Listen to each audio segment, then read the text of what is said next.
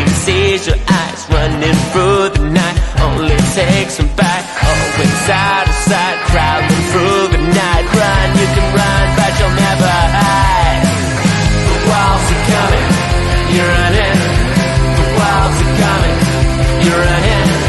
The walls are coming, you're running. The walls are coming. Good evening, everyone, and welcome to Extra Time. The final word on the weekend's action, but the final word pretty much about everything to do with Wolves season. I'm really pleased to have a nice, delightful array of guests tonight to come on and join us. And yes, I'm hopefully going to enjoy this week. We are going to be keeping it to a. We are going to be keeping this to an hour. I'm actually over at my mother and father-in-law's today. So I'm in a different sort of position because we're on a plane early morning tomorrow, holidays, getting a bit of winter sun. So I'm going to try and keep it as close to an hour as possible. So we're not going to be talking too much about Chelsea. We will be talking to Chelsea, but we're not going to be talking about Chelsea, the game too much. But we are going to be talking around and focusing this all around the leadership of our great club. First of all, before we start, I do want to say a massive big thank you to our friends and the wonderful people over at Creation Wolf for continuing to power Extra Time and support the channel. They deliver the industry's latest and most advanced digital solutions. So if you've got a brand, they'll take your online and digital capabilities to the next level. You can find them on creationwolf.com, or the link is in the description below.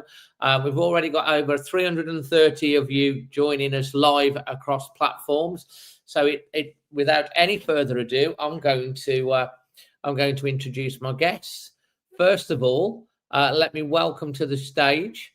It's Mr. Cheerful Chris. How are you doing, Chris? Hi, Dave. Yeah, good. Thanks. Good as I can be, I suppose, with the current predicament we're in. But yeah, I thought you'd have the other. I thought you might have the other T-shirt, the other one on that you had on the other day. Not today. It's in the washing machine.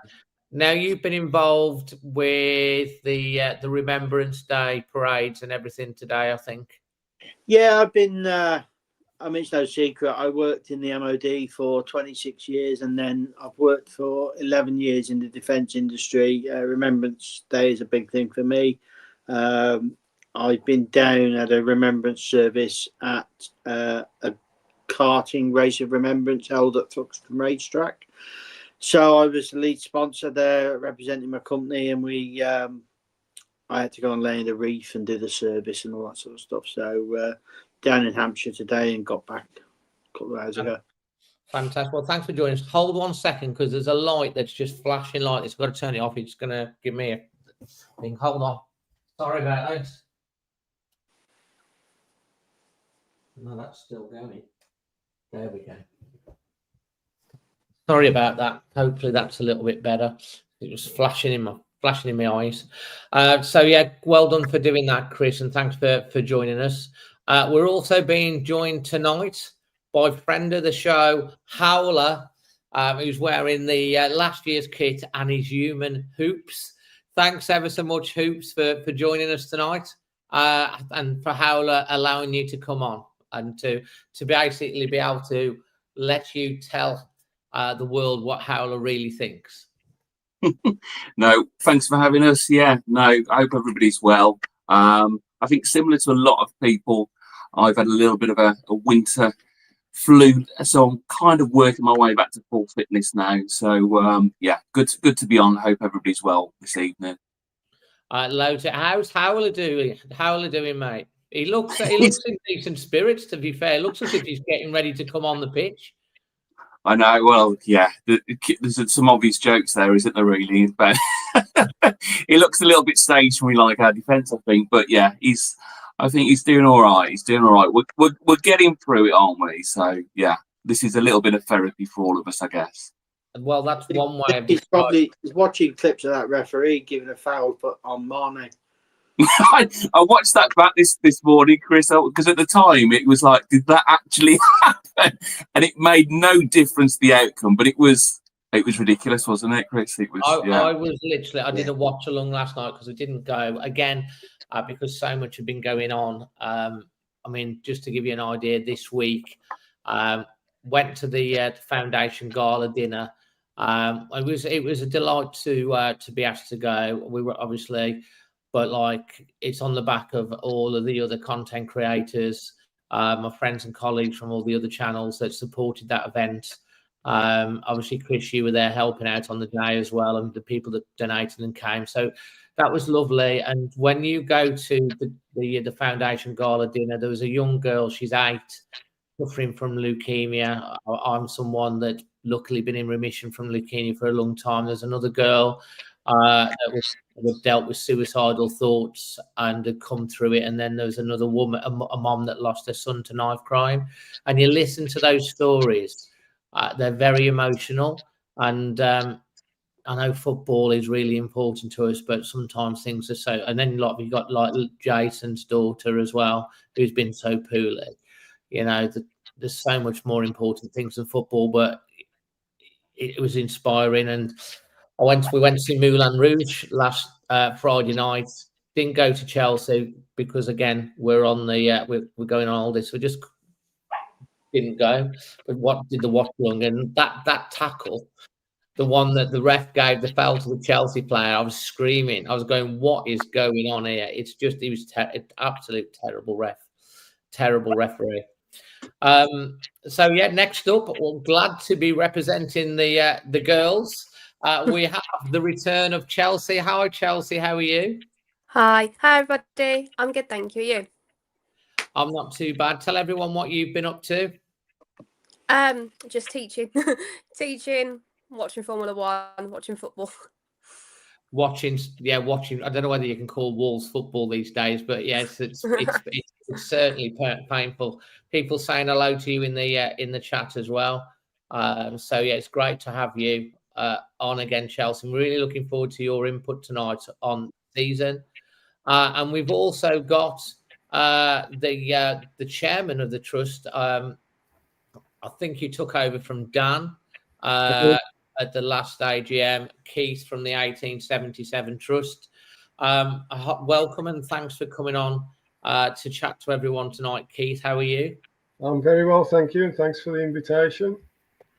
Well, it's good to have you to come on because there's things that we're going to be talking about, which probably only you can at this point be able to really give some input on. So going to be asking you a few questions to do with that. But aside from that, how's your health and wealth?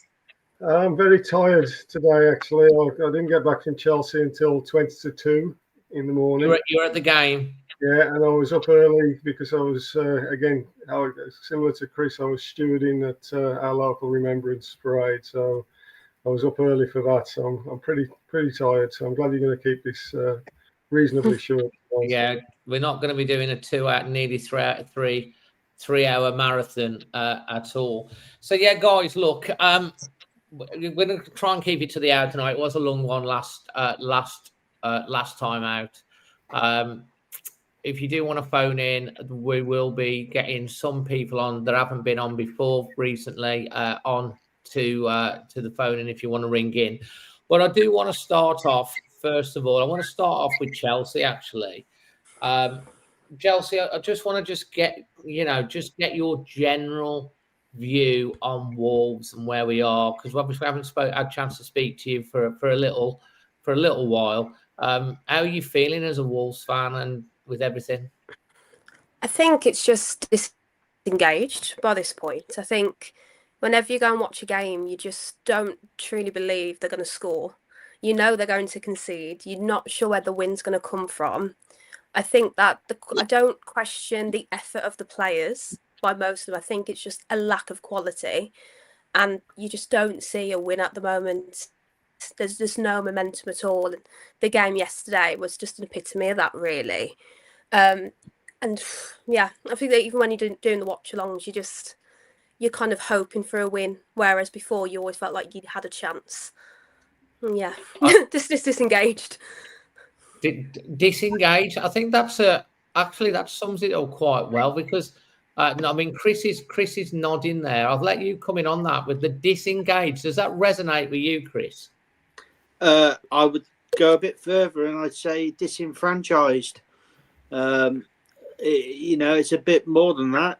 People are turning off from the football. It's not something that people want to turn up to. They're getting a bit disinterested with what the club has to say, what the club is doing. People are turning off, really, unfortunately, and that's where we've got to, I think.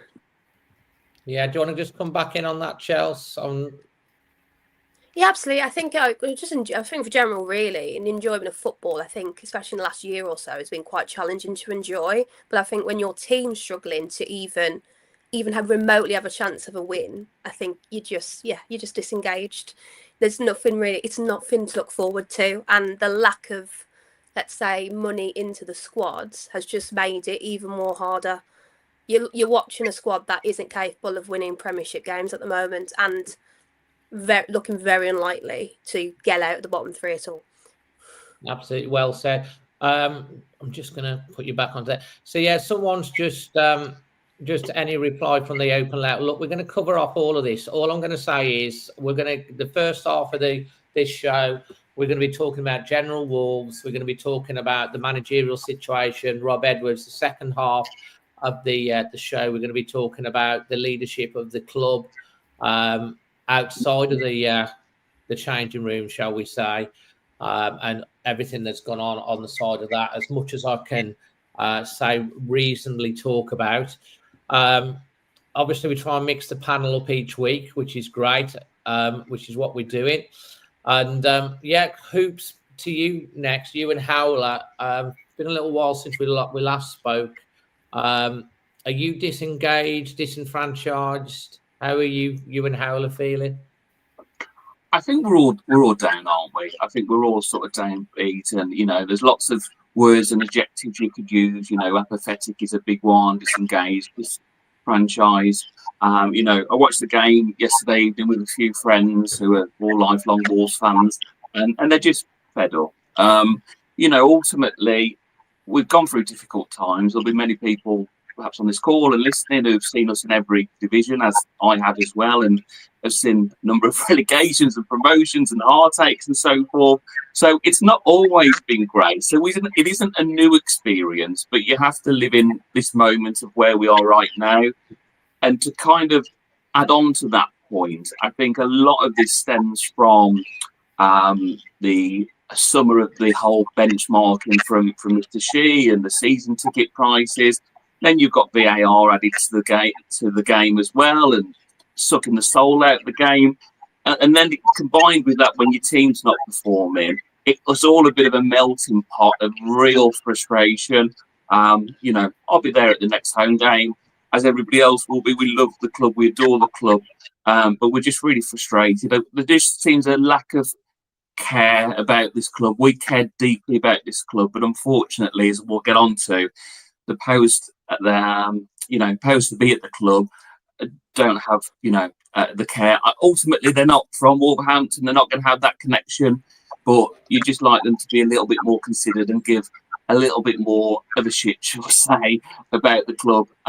So I think people are frustrated, people are pissed off, and this hasn't happened overnight. It's not just about on the pitch, it's off the pitch. There's a lack of identity on the pitch, and that's mirrored off the pitch, and those work in parallel. So people I speak to down the pub or out and about, there's a general feeling that a lot of people have walked away from the game over the last few years. They may feel like they've been priced out. They're losing the love. They'll still support the club, but they won't be as engaged as they have been and as emotionally invested, because they feel that their support and their commitment is not being acknowledged and returned. And what have we got to cling on to? What have we got to cling on to? That's exactly right. Now, Keith, I'm just going to talk to you just now as a fan, not as the chair of the trust, the elected chair of the trust at the moment. As a fan, tell everyone a little bit about your background, how long you supported the Wolves, and how you're feeling about the season at the moment as a fan, and then we're going to start talking about Rob Edwards. But just as a fan, aside from your hat with the trust, if you just want to talk from that sort of perspective. Okay, I've been a fan all my life, really. I went to my first game when I was 9 years old. I started going to every home game when I was about 11, and you could probably count the number of home games I've missed since then on the fingers of two hands. I'm a gold away season ticket holder, so I go to every away game as well. I help to run Cannock Wolf Supporters Club. We raise a few quid here and there for the foundation, so we do our bit for charity as well. At the moment, I would say we go into the games more for a social event than for the football. We're not, none of us who go to the games together are really enjoying the football. And as everybody has said, we're not going expecting to get a result. We're turning up to have a social time of beer and what have you with our friends, and the game is almost of secondary importance. So that if that's disenfranchised or disengaged, then that's where we are. I think that sums it up. I was talking with charismatic Craig and with the gaffer and the people that we go with Emma. It's like going to the matches. You always go in every game with hope in your heart that you're gonna get a result. We used to go into the games a few years ago with expectation that we were going to win. We used to go into every single match that we used to go in with. We used to go in with an expectation that it doesn't matter how big they are, this team can take on anyone. And we'd go in with a belief that we could win. That's all been eroded away over the last 3 or 4 years, into the point that we're in a position today where we're sitting on 11 games in with 2 points in 20th place, and the team on 19th after 11 games is on 9 points. Just think about that. We are 20th with 2 points after 11 games, and the next team to us at 19th place is on 9 points. That means we've got to win 3 games just to move up 1 place. Okay, then you've got a few on 10 and a few on 11. We are literally cut adrift at the bottom of the table. And how on earth did it come to this? How on earth did it come to this? And we're going to be talking about, as I say, the leadership of the club, because it is not just the Wolves fans that are talking about the leadership and the direction of this club. It's not just about us lot getting fed up with it. It's national media that's talking about it. It is, well-known Wolves fans and journalists that are talking about this. It's been talked about on the Premier League shows. It's been talked about on Match of the Day, that it's not just about changing the manager. It's the way the club has been run over the last 3 years that has got us into this position. And there's so many respected pundits can't believe where Wolves are really and how it's been allowed to happen. But we're going to delve into that. But first of all, Dave, I think just using the words you've just used, I think we've gone into it. We've gone from a place where we've gone to every game hoping for a win into we're going to every game hoping for a miracle. Yeah, that's probably how I could sum it up. I think you're right. Max says we used to be out of the world, just like your hoodie. I've got one of these little bloody NASA hoodies on, haven't I? So yeah, that's quite funny. You sum it up absolutely right. We used to go in. It wasn't just about the day. The match, we used to get off our feet. We were so proud of our team. The fans really connected with the players on the pitch, the manager, the coaching staff, with each other, and with the owners and the direction. We were all one pack. We were all together, and it's just been eroded over the last few years. And fans are rightly sick of it, and are rightly angry, and rightly are having to point the finger at how the club is being led, and there's no escaping that from people at the top. There is no escape. There will be no escape. Answers have to be thing, and we're going to delve into that. But let's first, Vitor Pereira, of course, was rightly being sacked. Nice guy, but no manager can go 6 months without winning in the league. It's just the Fulham game was the last straw with the team that he picked, and then he has been dismissed. And we do wish Vitor all the well. We very much thank him for the way he connected us for that brief period last year. Was in the pub with the fans drinking. It was all we really believe that we were at the start of another Nuno area, but it hasn't happened. He's left. He's gone. Domenico Tetti, who basically scares the living daylights out of everyone just looking at him. To be honest, we never heard him speak the whole time he was at Wolves. Someone described him as looking like Mr. Burns from the Simpsons the other day. I don't know if you know who that is, but yeah. But anyway, we never heard from him. He obviously came in to support Vitor. He's gone as well. So we're in this situation, whereas, and we're going to get into this. Trust me, we're going to get into this, where the leader of our club, and it is the leader of our club, Mr. Jeff Shi, decides that it's a good idea to bring Gary O'Neill back. I've talked to people very, very close to this because I was at the gala dinner on Tuesday night, so I spoke to quite a few people in disbelief. People in high positions are in disbelief. I'm not saying any names, but about the decision. People that are, even given Jeff the benefit of the doubt in good places in the media, have basically said, I cannot support this anymore.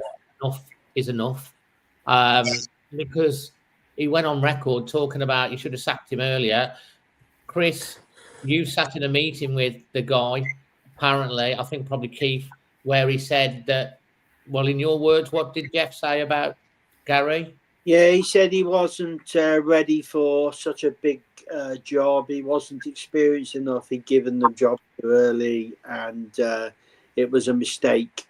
And obviously, leading on from Dave, I fell off my chair at the early point of last week, where I'm reading that he's offering him his job back, which was a little bewildering. I'm pretty sure Keith will confirm. I'm pretty sure that's what his exact words were.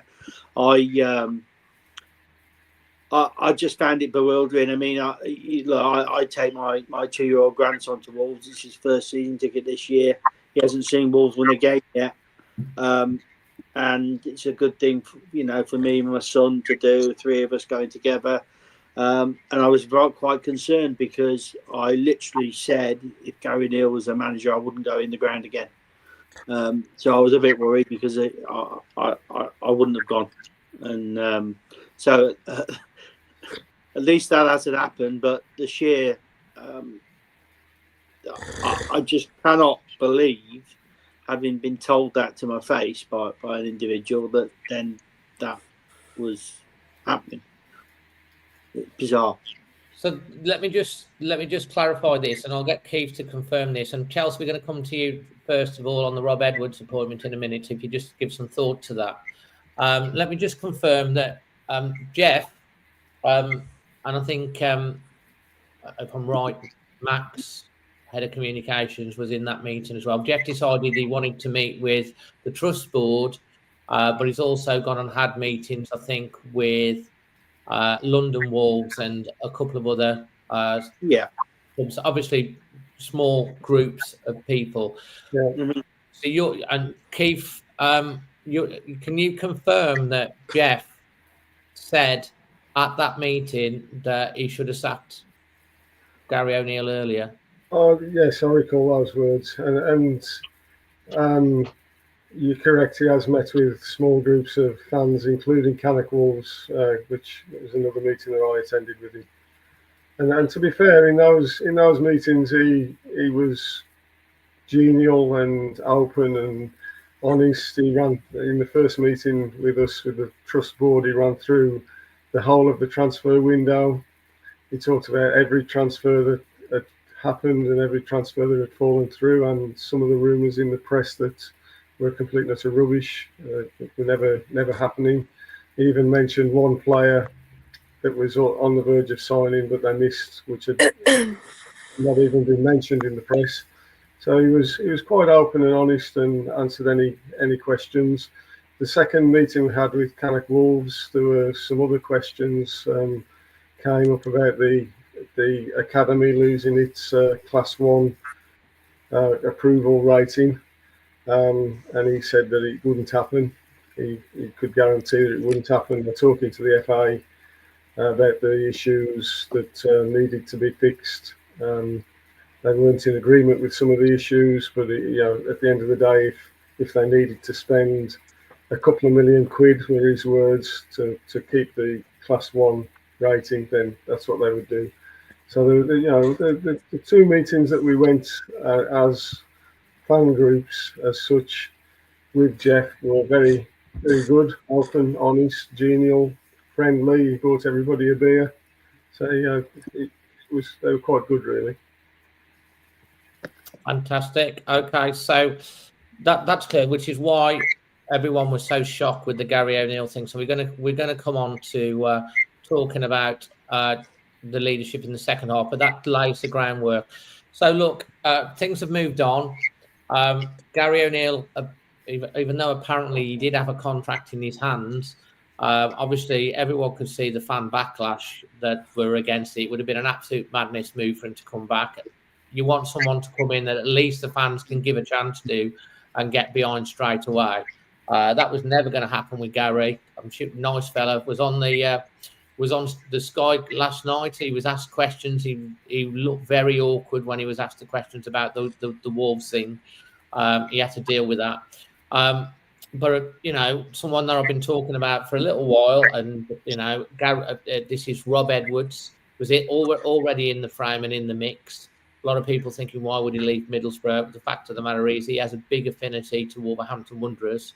That looks certain to be imminently happen. There's been a quote come out from, I think it's Ormstein, from the Athletics today. The gist of this, we put this out in a tweet, that there is an agreement in place over a compensation package for Rob Edwards worth around about £2 million. It was due to his contract his contract started with Middlesbrough in June. Talks are now focused on the structure of Rob Edwards' coaching team. It's said, Ormstein has said that Wolves see Edwards' appointment, a former player who spent 4 years at Molineux and briefly served interim coach, the right figure to lead both the current fight against the Premier League relegation and any future push for promotion if the club were to go down. They're expecting him to arrive at Wolves tomorrow, Monday, to complete his contract, following the successful negotiation between General Manager of Football, Matt Wald, and Middlesbrough Chief Executive, Neil Borsa. Matt Jackson, who became Wolves Director of Player Recruitment and Development earlier this year, is now set to become the club's most senior football executive, with the decision ongoing about further strengthening the footballing structure. And as we know, Rob didn't take charge of Middlesbrough yesterday, which they then went and won. They're currently second in the league, in the Championship. This is his record to date from Sky Sports: 111 appearances for Wolves, 2004 to 2008. Played under Jones, Hoddle, and McCarthy. First team coach under Jacket, Zenga, and Lambert from 2015 to 2017. He had 2 games as interim manager between October and November 2016. He went and got his first head coach with Forest Green, led that club to the League 2 title. He then was appointed after Watford Luton manager in November 22, got them under limited resources, promoted to the Premier League in the first season, but they went straight down after that with the limited resources they have. I think they missed out by a point or something like that in the end. Left Luton in January with the club 20th in the Championship after the squad had been decimated. Middlesbrough gave him the next opportunity. They appointed him in June 2025. He's won 7 of his 14 Championship games. As I say, they're now second in the league. It looks imminently that Rob Edwards, Chelsea, is going to be appointed as Wolves' next head coach, looking like a 3.5-year contract. What's your view on that? I don't think Wolves are very desirable at the moment. So I think if we were going to take any manager we could, I would prefer a manager a bit more managerial experience in the Premier League of keeping teams up. However, I know Rob Edwards has a love for this club and he wants to do well. And I wish him all the best. I think if he brings an identity quickly, gets the team playing well, I'm hopeful. But the same problems are still there that are bigger than the manager itself. You can keep replacing managers, but the squad's not good enough. It's not good enough. So he may be able to bring a spark back, but I don't personally see, just by having this new manager, that he's going to make this world of difference with the players and the squad that we've got. Unless we need to make sure that we replenish in January, we need to get some signings in, and hopefully with a increase in morale with the team, then maybe we might just get out of relegation. But I sound a bit negative, but I'm not super confident that this one manager is going to change the team, because the team's not good enough. Absolutely, well said. Thanks for your thoughts on that, Chelsea. Very, very eloquently put, as always. Hoops, Rob Edwards coming in. What's your thoughts? Honestly, a little underwhelmed. I echo Chelsea's comments regarding, the potential pool of candidates that we have available. It's not the most attractive job in the world, let's be absolutely honest. And who wants what looks like an inevitable relegation on the CV? I get that. I think if you take away his connection with the club as a player and as a coach and the 23s, etc., and you look at his managerial record in isolation, would you generally be that excited about the appointment? I don't know. Of course, we'll give him our support, and absolutely, you want someone here who has a desire to join the club. I think what's key here with the appointment as well, and that might have been in your article there about the compensation, is also his backroom staff as well. So he's got Adi Vivash, who people will know from his Walsall playing days there as a coach, who's very well regarded, did a great job under Mark Robbins at Coventry. But I don't know if he's coming on board. Obviously, there's talk about that, and potentially maybe staying, and the other coach, I think it's Watlings, who's only 35, might be coming on board. So I'd be really interested to see what that structure's like. I know there's been speculation, for example, that's come back around about Lescott being involved, for example. So I want to see what it's like as a package, ultimately. If Edwards comes in and we're able to attract Vivash, who's a very well-respected coach, then there is potential. But of course, and what we'll come on to, I guess, later on, is there are bigger issues than the head coach of Wolverhampton Wanderers Football Club.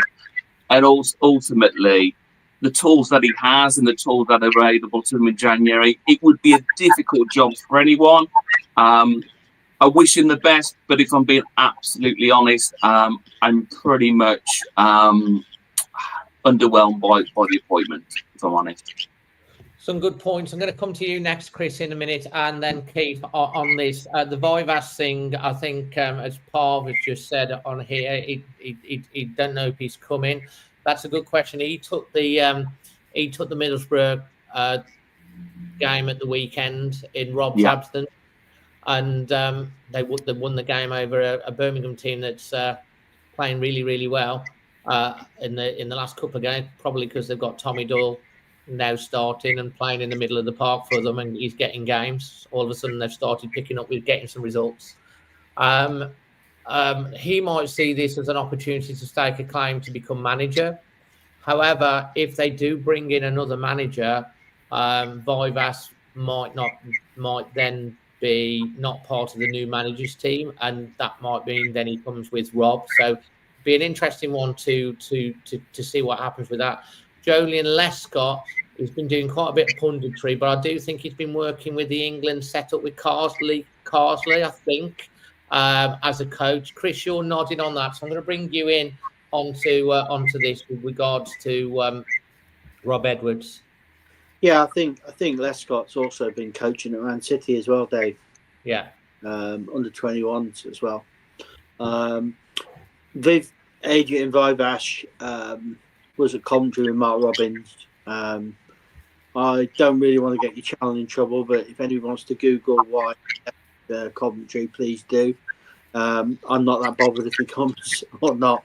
I won't say any more about that. As for Rob Edwards, we were told, weren't we, some time ago in a chat with his management team that look after his through a sport agency, that he would walk over water to plan his Wolves, and he's now got the opportunity. I think we've got to, I don't think we need to lose sight of the fact we are not an attractive proposition for anybody. We've got what I think is probably the worst side we've ever had in the Premier League. I think it's the worst side that we've had in any of the seasons that we've been in the Premier League, even some of the ones that we've had where we went straight back down. Going back to the one, when we had Henry Kamara and people like that playing, there was a chance we'd win games. We just weren't very good. This team is devoid of, I think, any chance of winning a game. So we've got to get behind this manager, because that's what we've got to do. And hopefully he can bring some coaches in that can change and improve things. And that's really all we can do. It's a very difficult position we're in at the moment. Yeah, absolutely, mate. So, I think you summed that up quite eloquently. Keith, to you, Rob Edwards looks like that's going to be announced in the next 24, 48 hours. We're not sure on the backroom staff, but there's no going back for Rob after that. He's definitely going to be coming. He's going to be the new head coach. What's your take of it as a fan? As a fan, as everyone else has said, if you'd have been given the choice of any manager in the world, you probably wouldn't have come up with Rob Edwards. But the guy is familiar with the club. He loves the club. He wants to come. I think he'll get the defence organised. I slightly disagree with some of the things that Chris has said. I think we've got some potentially decent players. They just came in and weren't ready for the Premier League. And I think Kretsch is a marvellous player. We haven't seen the best of John Arias at the moment, if we can get him playing. Fer Lopez looks like he could be a quality player if under the right management. We've obviously got 2 Brazilian internationals in the midfield. I don't think we should say we should be rubbishing the team as much as some people are at the moment. I think there's some potentially good players there if the right manager can get hold of them and mould them into a team, and hopefully then we can get to the game hoping to get a result. Absolutely. Now, I'm just going to chip in with my thoughts on this if I can. Look, at the end of the day, we're in this position because we've had managed decline over the last 3 or 4 years. Players have sold the dream, come to Wolves, do a couple of years, get yourself established, and then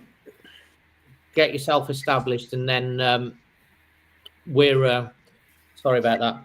Get yourself established, and then you can get a move to a bigger club. Top players want to come to a club that have got lots of ambition, that show ambition, that shows that there's a direction, that they're going to be going somewhere, that they've got a chance of winning something. If you've got a team that is going backwards every single year, that is selling the best talent that you need to be building a squad around, then how are you going to get the best players to come? Because, you know, there won't, which is why you go down to your first, second, third, fourth, fifth choices. Now, I've seen enough this year in some of the performances that we've put on for brief periods. Tottenham, Brighton, second half against Chelsea. We showed a bit of character against Sunderland, even though we couldn't hit a barn door. There have been periods where we've looked a very, very good team, but we haven't been able to sustain it for more than 20, 30 minutes at a time. So I do believe that there's still quality in this team, but I just think as fans, we can identify with some of the players. We can identify with the likes of Joe Gomez, who always gives 150% every single game, but we can't identify with the team. We just don't recognise this Wolves team, so the fans can't get behind it because the players are confused. They're complete. You can tell they were unhappy, and we don't look like a team. So if a manager can come in and start to build something, you know, there's still 27 games to go. Look, let's face facts. It is 75 years since the last team stayed up in the top flight that were on 2 points from 11. Everyone has Wolves down now. Every single one.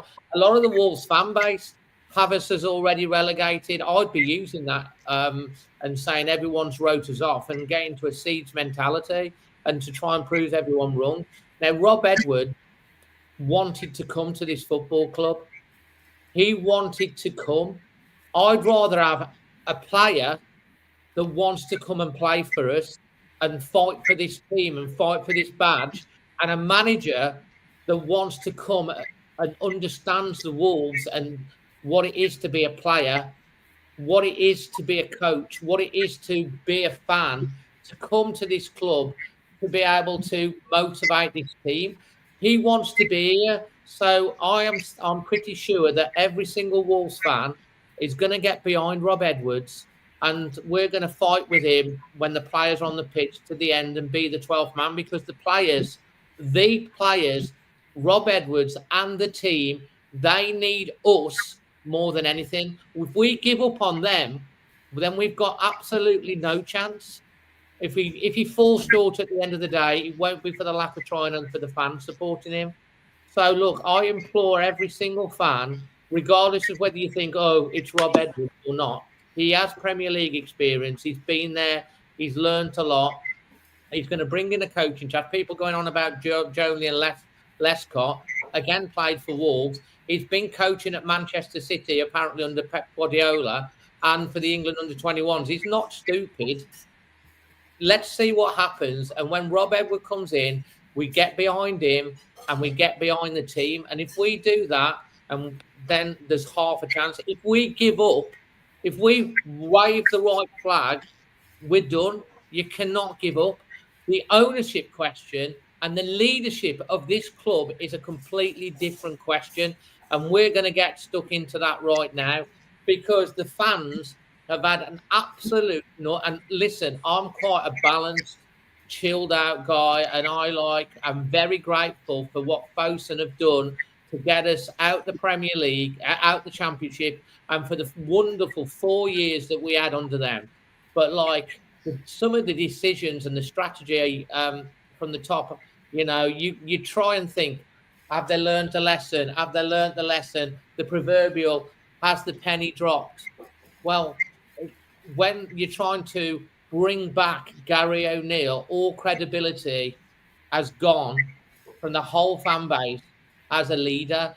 You know, I think Jeff probably, Chris, Keith, you've probably met him. You know, I've met him a couple of times just in passing, not to have a conversation with. You've had a conversation. Sure, he's a very amiable guy, but you hear from within the club, you hear from people at the top of the club, you hear the likes of Russell Jones that's left, Laurie Durrental that's left, the HR person, all that fell out, and people are scared to talk out and say what they think because they're not being listened to. And this goes on, and it's just so frustrating. So for me, you know, a lot of people want Fosun to sell, and fair enough, but it's not just about Fosun out. It's who in. Is it Textera, who we could be jumping in from the frying pan to the fire? Or do we need to make sure we get someone like the owners of Birmingham City that have come in that have got a clear plan? Or do Fosun need to step up and take accountability? Like if the manager's not performing on the pitch, he's replaced with a new manager. Do Fosun need to step up and show some ambition and show that they care for the fans? And maybe move Jeff over to looking after the esports, bring in a proper footballing CEO and a proper footballing sporting director, who people that know football. Jeff's got a passion for esports. Great, go and do that. That's something where we're at. And the question has to be had. And to that point, I was asked to get involved this week. It was approached by I think it's been led by initially by the old goal pack and then all the other fan channels, to actually say it's not just about the manager, it is about the leadership of our club. And as such, an open letter was sent to the board, to Jeff, and this was also emailed to Jeff Shi and the communications director, Max, who's a nice bloke. Max, he has to do his job on behalf of the club. Everyone understands that. We didn't get a response initially. It was sent up with an open letter. And then, you know, you've got all the fan channels, the Wolf Pack, Punjabi Wolves, ourselves, you know, the 1877, the Wolves Report, Wolves Fancast, Talking Wolves, the old goal pack, and they included the trust who was, you know, got involved with, asked to get involved with that as well. And then I think we've had an email back, which I can't really go into at this point, basically saying from Max saying that they're concentrating and surely want us to concentrate on getting the managerial situation sorted. They thank us for the thing, but a lot of the questions were not answered. So I'm going to go and talk now to, and I'm going to come to you last, Keith, on this. From the trust, because I think you were involved in a meeting that took place. Chelsea, as a fan, are you angry? What do you feel about the leadership of the club? Whereabouts are you at now? What do you think should happen? At this point, I think it's very difficult because you've seen many teams debating whether to sell, and you know, it's the grass greener on the other side. You hope for new ownership and they do the right thing. Can Fosun change it over the last 3 to 3 years or so? I think their lack of reinvestment into the squad, considering the amount of players that we've let go, especially like, for example, like Cunha, Neto, we haven't refunded that into the team, and you've seen that disintegration of quality over time. And now we're at this team now that, to say that things like, you know, Bellegarde's one of our most creative players, to me is a joke. The fact that we have to rely on players who just aren't at the quality anymore, that is their fault. I think their lack of focus on picking the manager since Nuno has been appalling. They've been putting people in place who are not Premier League standard, such as Gary O'Neill. And, you know, a previous manager, if you're not investing in the team and you're not focusing on the quality of the team, then that's the product that you have. And I think, for example, looking at putting their focus on different areas, such as the Wolves kit, not having a proper sponsorship, doing it a different way. You need to get your basics done right first. You need to put the investment in the team. You need to make the fans want to go. And Fosun haven't showed any desire, or Jeff Shi, any desire to make sure that the team stays Premier League quality. They haven't kept their promise. But the question is, do you hope that new ownership will have the same tenacity to keep Wolves where they want to be, or will you just have a repeat where businesses want I would say, a financial asset and not a football club? For example, Chelsea, when they got taken over, they were called a financial asset rather than a football club. And I'm scared that that will also be our predicament as well. Well said, Chelsea. Absolutely eloquently put, as ever, mate. Love having you on, because you always say it how it is, Chelsea. Brilliant. Hoops. Okay, I know that you've been particularly upset about things as well, and you and Howler. What's your take on the leadership and where we are and what needs to happen for you, mate? I think how I would summarise the leadership and chosen investment and ownership of the club over the last few years, when I think of some of the decisions that we've made, this is not a serious football club. I feel that the Chosen Group are incredibly reactive as a football club. There is nothing proactive. There's no future planning. There's no succession planning. We operate on a window-to-window basis. Ultimately, if you're an organisation in football or an organisation partly in the business world, all it should be about is your mic's. I don't know whether your mic's going like you're very Dalek-y. I don't know if you could just try and repeat that, because it's very difficult for you to hear. There's a little clicking and your mic. So if you could try again, maybe get a little bit closer if you could. Yeah, let me know if there's any further issues. I can hear a bit of interference on the line. Yeah.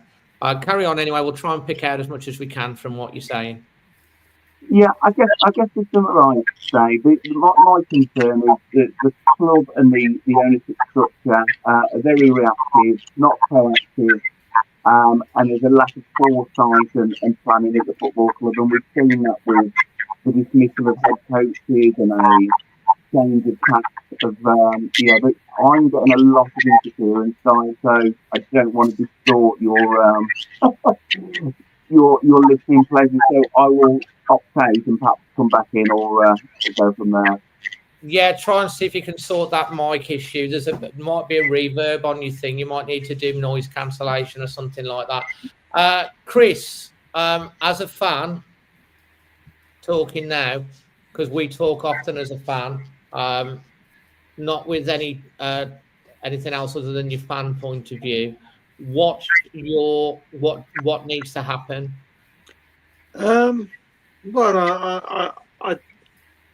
I think I should talk as a fan and also as a trust board member, because I think it's one of the same thing.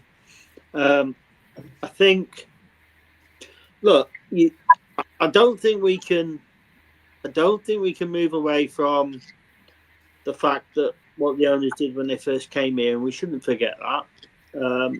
I think we shouldn't lose sight of the fact, as Chelsea says, that they're a business. For some reason, they decided to invest in a football club. Maybe they thought they could make money out of it. I don't know, but that's what they did. They then went on and, we weren't having these conversations when Nuno was getting us into Europe. We just weren't having these conversations that we're having now. Mustn't lose sight of. But we also shouldn't lose sight of the fact that we've had 9 managers. We keep making mistakes in terms of what we do as a club, and something needs to change. Now, for every Man City owner, there's a Di Young at Reading or a Sheffield Wednesday manager. So it's very easy to jump into a space where you think that the grass is green on the other side, we need new owners. But one, you've got to find them, and two, they've got to be willing to do it and to part with their money and just spend big, really. And these guys don't come along very often, so it's very easy to jump into we want their owners, do this, do that. What I think we really need to, and I think you've touched on it, is talk about how these owners improve. And I think there's a real dearth of real nous at a footballing club managerial level, director level, a director of football, somebody to set the footballing strategy on and off the field. Having sat in a meeting with Jeff, he talked to me a lot about, and Keith, a lot about what we did over the summer. I feel now that was a little bit scripted. He was telling us what he wanted to tell us and what he'd been told. but there's no leadership there. I guess I understand he's a leader, but I don't see a strategy. So for me, I think it's very strange that a business orientated owner would see something going wrong in a business regularly, year after year, and not take action, and not and I don't necessarily mean sacking Mr. Shi or anything like that, but addressing that maybe he doesn't have the right skill sets for this exact role and needs to use his skill set somewhere else in their organisation, moving him somewhere sideways, upwards, leftwards, backwards, I don't really know, and bringing somebody in. We've mentioned Dan Worth before, somebody that knows how to run a football club and complement the people in their organisation. And sadly, we don't seem to get there, and that's the sad thing for me. And until I think we do that, I don't really know what's going to go on. Nicely, well done. And just for everyone's so the clarity, Dan Ashworth is a sporting director. He's worked at a high level in the Premier League as a sporting director. I understand his son is in the academy. He lives, I think, Tetnall Way. It's an absolute obvious person to get in who lives local. His son's in the academy. He's an established sporting director, and he's down the road. And he's you could even Dave. They could even look. So in my world in business, sometimes you get we call them consultants in, and you get them in for short periods of time. They act as a consultant. They could even get him in on a temporary basis like that, and something like that, and just give support. It's not, that's what I'm disappointed that the owner is not looking at. I've got another ironic comment from Neil. It's Dan Ashworth, my mate. I've never met him, but he's good at what he does, and I want people in the right positions that's good for our football club, and so should you, Neil, instead of being negative all the time. Sorry, but there you go. I want people in our football club that can improve our football club, that can make proper decisions, that are experienced in the footballing areas. That's what I want. I think that's what most fans want. Keith, what should happen as a fan and as a trust chairman? Okay, to follow on from what Chris said, Chris gave 2 points about owners. I think there's a third point as well. The third point is that the current owners have to want to sell before any of that can happen. Anybody else with money or whatever can come in. And Jeff Shi continues to say the football club is not for sale. When we met with him as Cannock Wolves, that question was raised, and he said there is no way that whilst Wolves are struggling at the bottom of the Premier League or down in the Championship, that Fosun would sell. They'll only sell if they can get maximum value, and they're up in the top 10, top 6, whatever in the Premier League. Then they might consider selling. Can I stop you there just to clarify? The question was asked in the meeting with Cannock Wolves, when would Fosun sell? Because a lot of people think, there's a lot of people think, if we go down, they'll sell, which is crazy because they're going to get less. Our value is going to drop from 400 to 450 million to about 100 to 150 to 200 million overnight. So that's a loss of 200 million. So I know people think, if they go down, they might sell. They're less likely to sell it if they go down. So just to reiterate, the chairman, Jeff Shi, told you that if Fosun would only look to sell if Wolves were... They would only consider selling if the value was right. I mean, it's as you say, it's a business, and it would be a business decision. They wouldn't be selling, as you say, if they're in the Championship. The value is halved or whatever. They wouldn't even consider selling. They'd be looking to invest in the squad to get promoted. Okay, what's your other points? Carry on with your other points. So the trust are putting together what we think is a plan to put to the club. We don't, we consider Fowson to have been good owners, really. I mean, we've had eight successive years in the Premier League, which we haven't had for decades, to be honest. And we've had all the, the good players that they've brought through, the European adventures and what have you, that they have been genuinely good owners. We think there's a lack of strategic vision, which I think is a point that other people have been making tonight. We want to see the strategic vision. If that involves changes at the top of the management structure, then so be it. But it's Fowson's club. It's for them to come up with a strategic vision. It's for them to say how they want to run the club. But we think there's a lack of strategic vision. We seem to be. I said this in the meeting that we had the other day. The FAB, the Fan Advisory Board, with some of the senior management. I said we seem to be moving from crisis to crisis. There's Julian Lopetegui walks out, so we bring somebody else in and we sack them, and we bring Gary O'Neill in and he's gone, and then we bring in Vitor Pereira, does okay, and then we sack him, and it's just crisis to crisis. There's no strategic vision. There's no plan. We need to see the vision. We need to see what their vision is, how they're going to get away from this crisis management every year, because that's no good as a football club. It's no way to run a business. So that's what we're going to be asking for.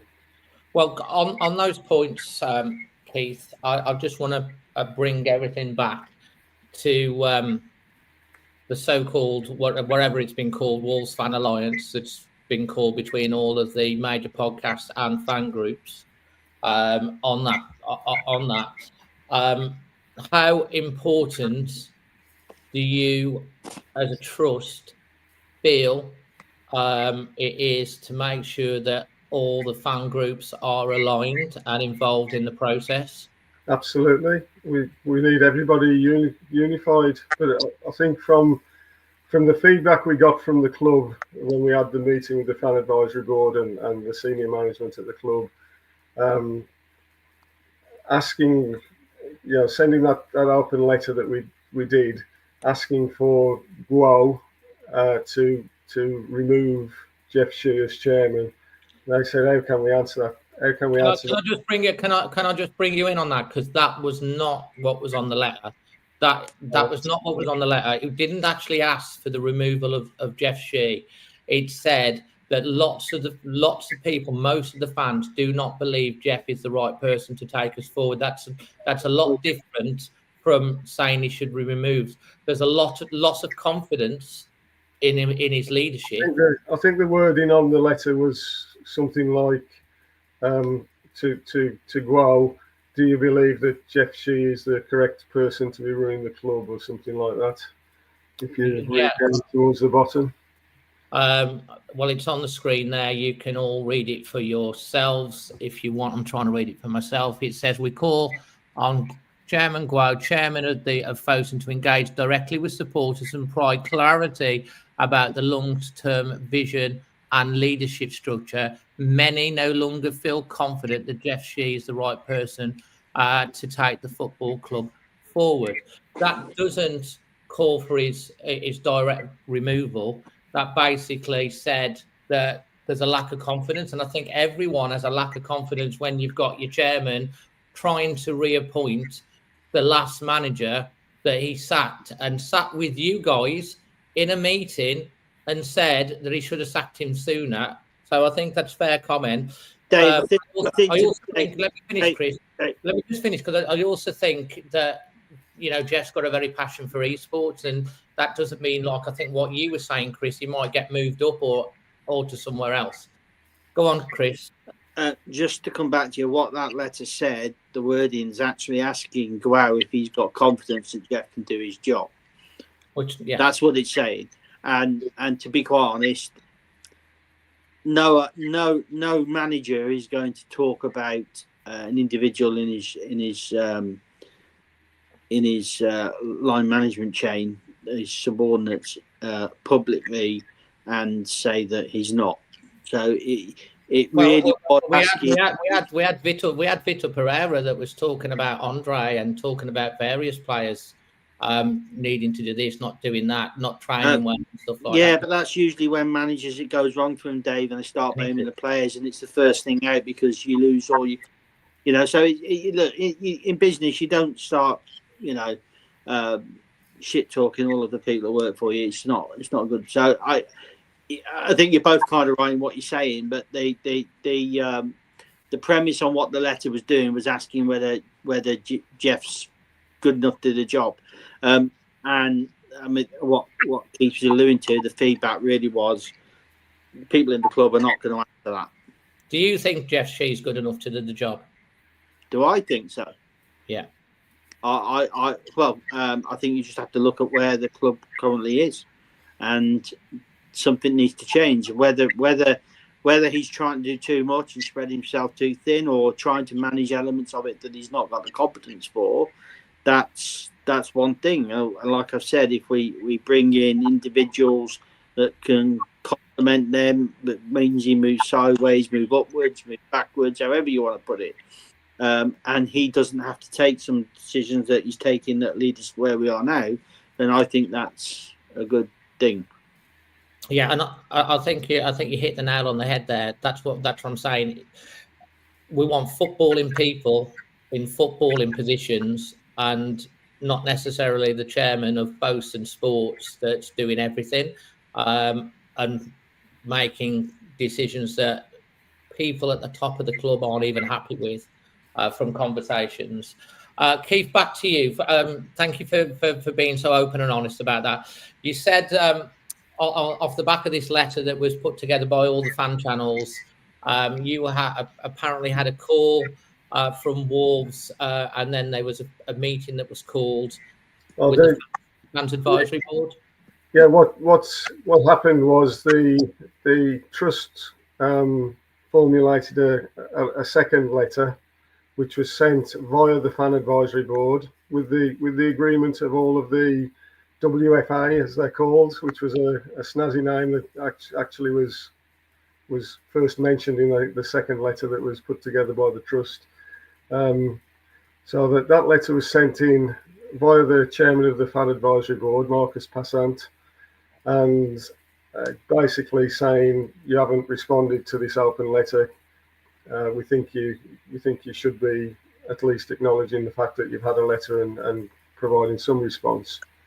So late on Thursday night, and I mean really late, it was gone 10 o'clock when Marcus contacted me and said that he'd been contacted by the club to arrange a Teams call on Friday morning. So a few of us from the Fan Advisory Board, there's 7 on the Fan Advisory Board, there were 4 of us who could make it on Friday morning. 4 of us met with 3 senior managers from the club over Teams. Can I ask, at that point, who were there? Was Jeff Shi at that meeting? No, Jeff Shi wasn't. Senior managers? Jeff Shi wasn't at the meeting, no. It was Max Fitzgerald, Matt Wild and Dave Wood. Okay, so fan services guy. Dave, yes. Can I just, for people that don't know, can I just explain a little bit about engagement and how it works in the Premier League? Because I think it's important. There's quite a bit of things being banded around this week about the trust and how it works. So the Premier League endorsed engagement between fans and the club is by a Fan Advisory Board. And that Fan Advisory Board is made up of a number of people. One of them's Keith, who sits on it, and Keith is the only mandated role or individual on the Fan Advisory Board that the club cannot change, and that is the chairman of the trust. And that's an FSA, Fan Supporters Association agreement that's how it should work. So the trust has mandated a representative on the Fan Advisory Board every time it meets. The trust chairman is not the chairman of Fan Advisory Board. that was decided between all the FAB members, and it's a gentleman called Marcus who at the moment, and that's who Keith's referring to. And those fan advisory board members are picked by the club. The fan advisory board members are not picked by the club, Chris. No, they are, Dave. They've got the fan advisory board. They're picked by the people on the groups. They elect their representative from within the group. Yes, and where are they picked from, Dave? From fans that are applied to go on those groups, such as what selected by the fans from within that group. And the fans from the group are selected by who? The fans from the group. Anyone can apply to be on any of these. Yes, groups. they can apply, but who selects them? Who gives them the position on the group? The club. Well, I guess they have to be vetted, like what with everything and stuff like that. Yeah, but what I'm saying is, anyone can apply to be on a group. Yes, anybody can. And then if you're on a group, you can within the group, you can then get elected to be on the fan advisory board. I think we're on the same page. Basically. But I'm just making it clear that they're selected by the club. Yeah. So they select people who apply. Yeah. Yeah. And that's how that works. So all of those guys, they all select reps, and that makes up the fan advisory board. Plus one independent member. One independent member. That's also selected by the club. Yeah. Marcus was interviewed for the role as the independent member. Yeah. So, Keith, getting back to you, what was discussed at this meeting? And you've mentioned that it was Max, Matt, and Dave Wood. Yeah. Jeff wasn't in attendance, but it was those three. What was the general thrust was the state of the state of the club, the things that I've mentioned tonight. We discussed about moving from crisis to crisis. Doesn't seem to be any strategic vision. They might think they've got a strategic vision, but from the outside, we see it as crisis management all the while. And the main thrust of the meeting was, can we get a reply to the open letter? And they were very reluctant to make any reply at all, as I say, because their feeling was that the thrust of the letter was get Chairman Rowe to remove Jeff Shi, and they couldn't reply to that, and they weren't going to reply to that. That's their business, basically. That's his business. He owns the company, or Fawson own the company, and they'll make those decisions. They can't reply to that letter. It took a lot of persuasion for them to make any reply at all, and the reply was the email that I think you were probably copied on as well, Dave. Yeah, absolutely. So you had this meeting, which is great, and obviously you're on there, and obviously you were invited into a group with regards to this thing. So would you, as all of these fan channels which reflect the views of hundreds and thousands of fans, I think it'd be nice to hear from you that you think that those representatives that have raised this issue should be able to also sit down and have direct communication with the club. Would you welcome that? Would you try and help make that happen? I would welcome it, but I don't think the club would go along with that. I mean, as Chris has pointed out, the official communication channel is through the fan advisory board, and that's what the club will insist on. Well, yeah, absolutely. But I think all I'm asking really is from all of the fantastic podcasts and channels. Some are incredibly passionate about this subject. Is that the trust will lobby for those to be included, as they've raised this very much capable of doing a lot more than what they're doing at the moment in terms of raising these conversations to be included as part of the discussions. And I think what you're saying, Keith, is you'll do your best to make sure that happens. Is that fair comment? I can raise the question, but I wouldn't be confident that the club would ever sit down with those people, to be honest. Dave, there's nothing to stop anybody on any fan channel, like I am, like Sutty is, becoming a trust member. There's full members, there's affiliate members. If people have got things to say and they feel that, they can't, as a fan that's on a fan channel, they're not being listened to, that, there is a communication strand with the club that we have that they've got to do. And so there's always people who've got the option of doing that. But it's as Keith said, they will default to their Premier League approved communication channel is through a fan advisory board. Okay.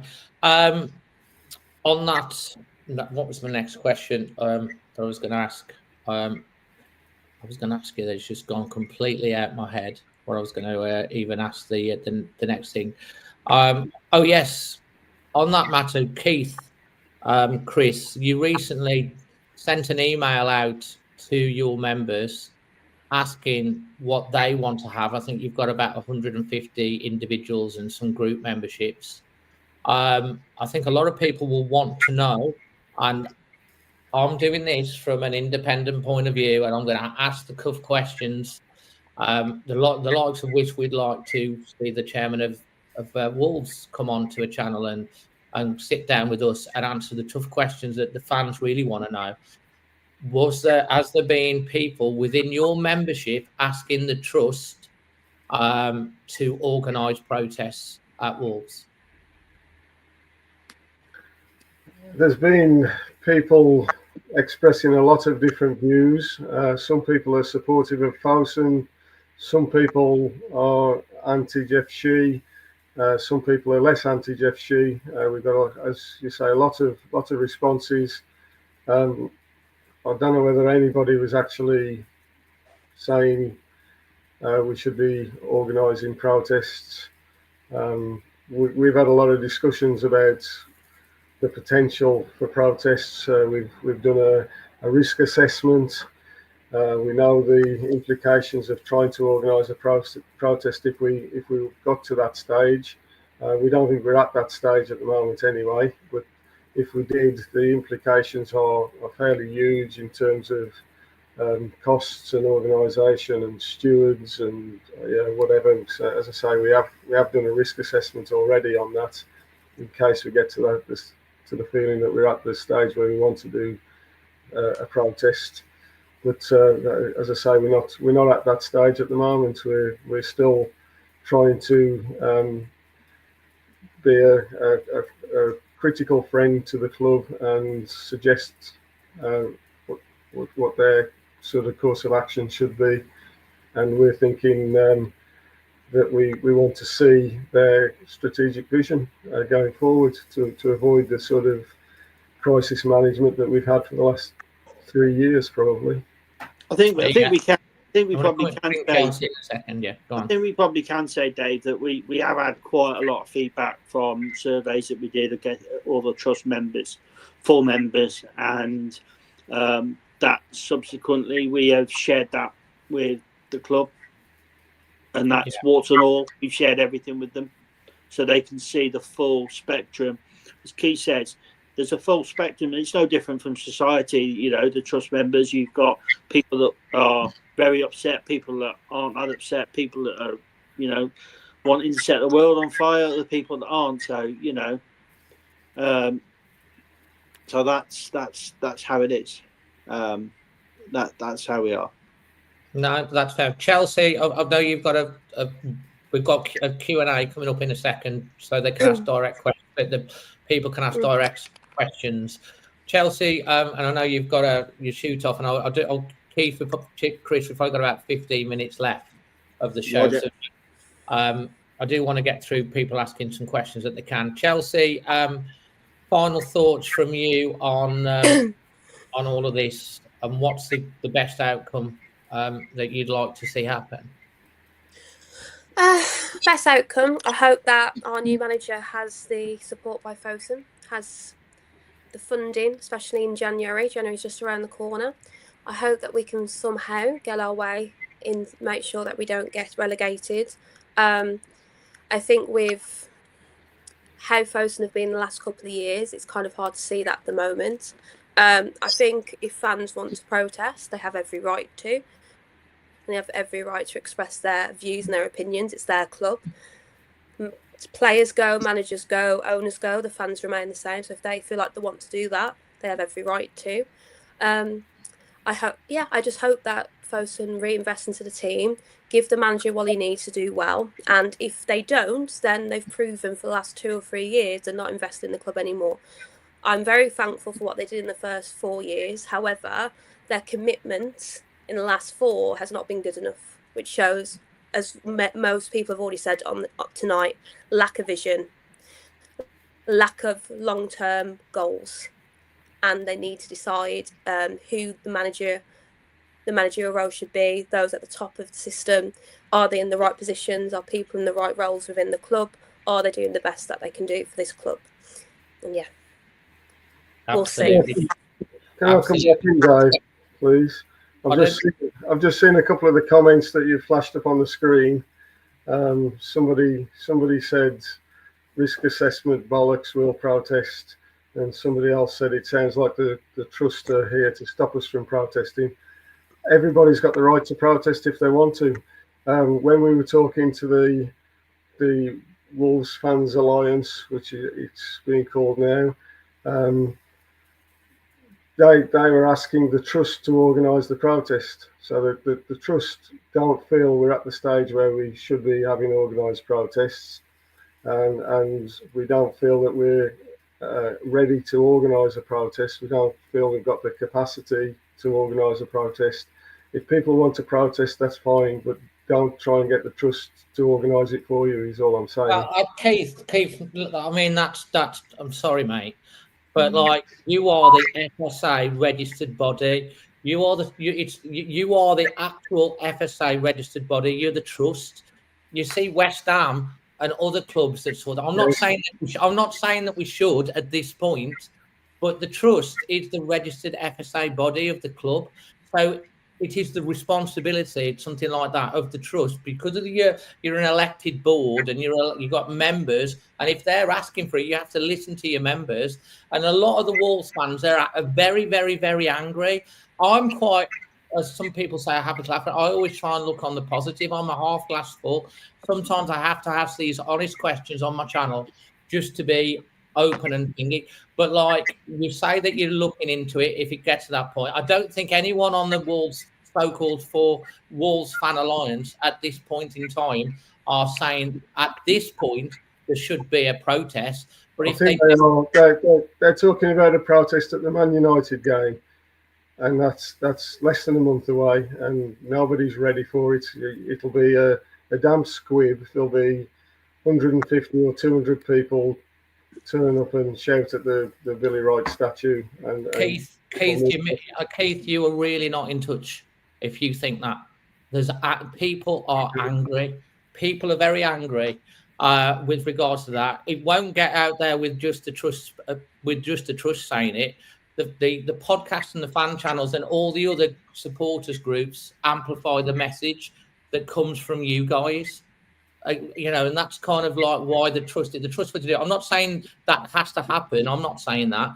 I'm not like, I don't think it's the responsibility of fan channels to organise that stuff. If something like that was to happen, it has to be the FSA registered body, elected body, which would be the trust. You are saying that you are looking into options if you go into that. I think what everybody wants is that not to have to happen, that the fans get to such a point where they're so angry that there is no alternative because the club are not listening to the fans who pay their money to go and watch this team, that see this team over the last 4 years go backwards and backwards and backwards with decision after decision after decision that's just bad.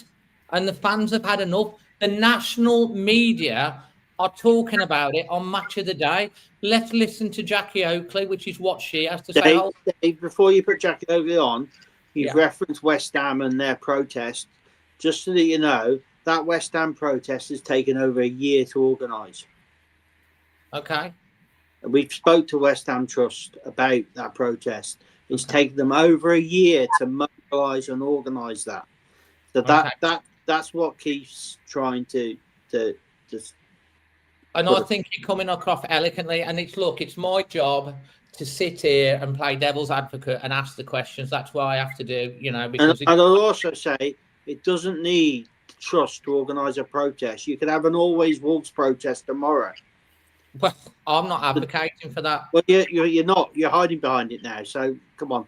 No, I'm not. I'm not advocating it. We are here to report, let people have their opinions, and cover the news. It is not our job. Very easy to say it's a trust thing, and then. Well, the trust, with respect, have people that pay £5 to be a member of, have a vote, have a say. You have an elected board. I am not a representative officially of the people. We are just a fan channel that we give people the opportunity to come on, have a talk. And we'd love Jeff Shi to come on, or one of the channels to come and talk to us as well. Our job is not that. We try and reflect the views and give everyone an opinion. Let's hear from Jackie Oakley. I've cut out the video, but this is Jackie Oakley, very well respected. This is what she had to say on a recent podcast.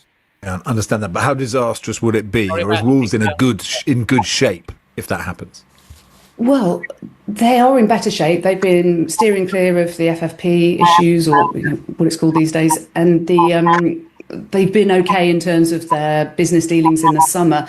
So financially, they're not in a disastrous situation. The big problem at Wolves, we can talk about formations and fullbacks and Brazilian midfielders as much as you like. The big problem at Wolverhampton Wanderers is the chairman, Jeff Shi, and the ownership, Fosun, who really have Wolves as a tiny little drop in their investment ocean. They don't really matter a huge amount to them. How much they're even keeping an eye on Wolves being bottom of the table, how much they even know how drastically the income will be slashed if and when they fall to the Championship is not clear. All Jeff Shi's communications are utterly random, utterly bizarre. He doesn't seem to get the people at the club. There are some fabulous human beings at Wolverhampton Wanderers at all levels of the club, but they're all being led by somebody who treats them with disdain in terms of their views, their thoughts, the direction of travel, the stadium. What happened to the new stadium? Where's the renovation of the stadium? Where's the conversation about what's happening to the temporary stand in the corner where the fans are getting pelted with rain on match days? What is happening at the club? What is the direction of travel? Where do you want to be? Do you care if they're in the Premier League? Do you care if they are relegated? Will you still be in there? What Wolves fans desperately want is for somebody else to come in and to buy Wolves from Fosun. That is what they need. And in the meantime, if anyone can persuade Jeff Shi to really listen to the supporters, to meet with the supporters, to conduct an interview with somebody who will have an open two-way conversation with them, I'd happily sit down with him and ask him all these questions face to face. But he won't talk to the local media. And when he does talk, it's in a very controlled way and doesn't answer any of the questions supporters want the answers to. So that is the big problem. And as long as he's at the helm, Wolves are likely to be in some sort of predicament. Powerful words from Jackie Oakley. Keith, I do want to thank you for fronting up. You had the kahunas to come onto the channel to talk, and I've asked you some questions. I wish Jeff would.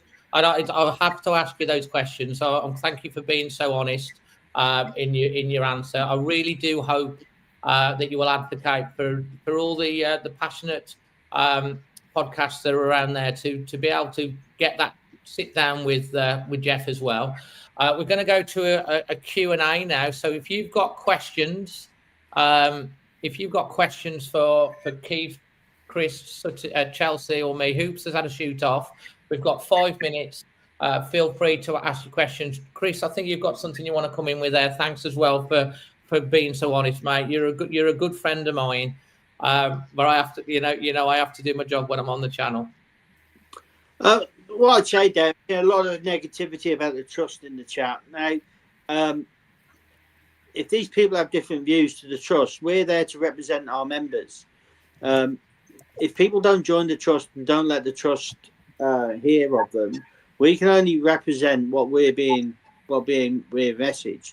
And some of these views are far right of what we're seeing. We can't as a board go and start putting protests on that most of our members haven't said they want to do.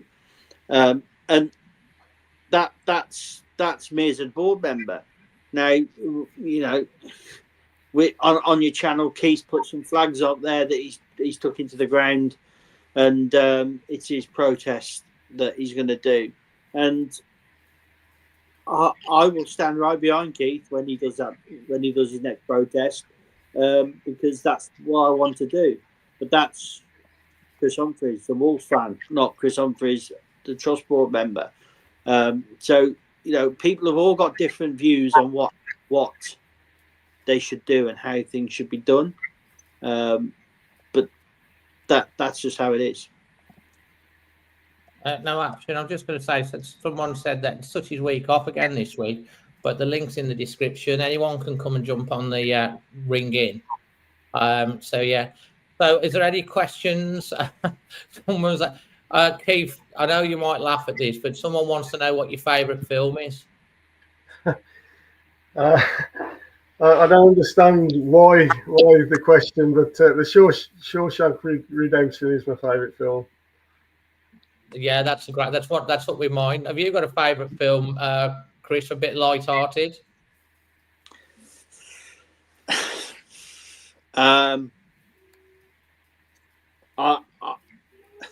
There's a number of anything to do with war films I like, but if there's a film that I can just keep watching, there's two really.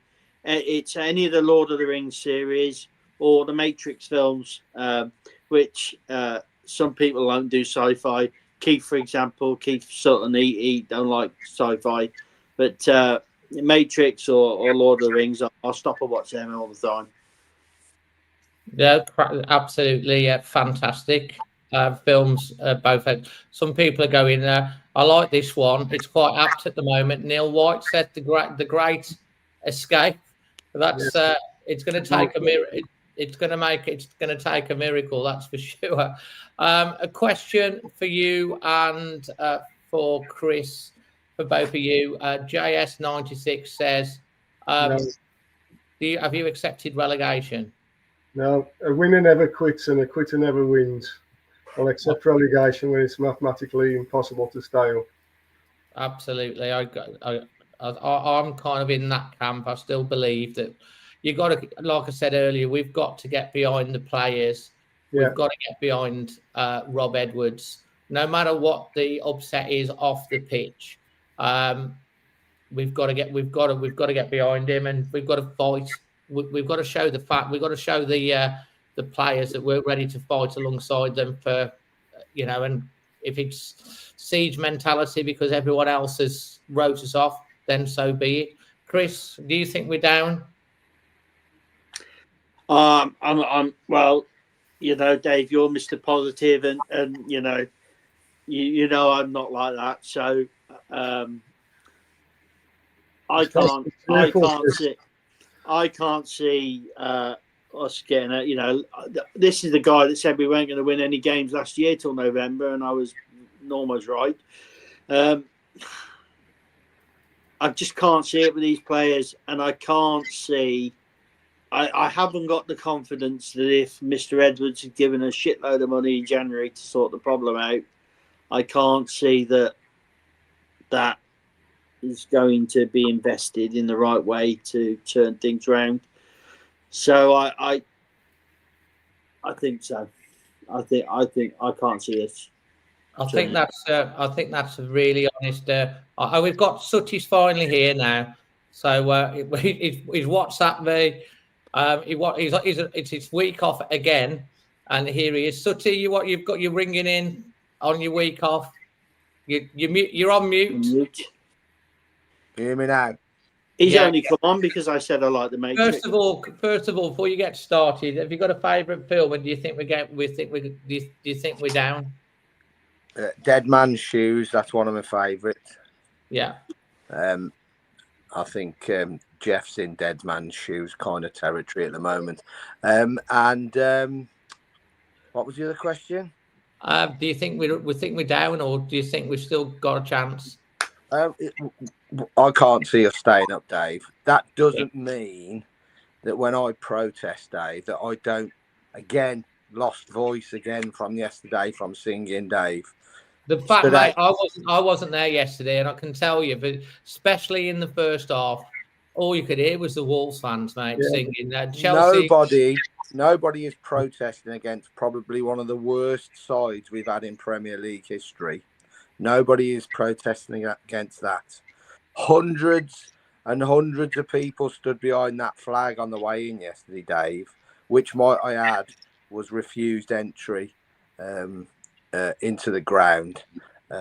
Obviously, flying the flag of Taiwan with the Wolves head on it, it doesn't go down too well with some sectors of our ownership, which I don't really care for, Dave, because, and I know the trust have probably got their hands tied a little bit, but I can tell you all now that there would be thousands of people turn up at a protest outside the Billy Wright. It doesn't need to get nasty, but it needs to be organised.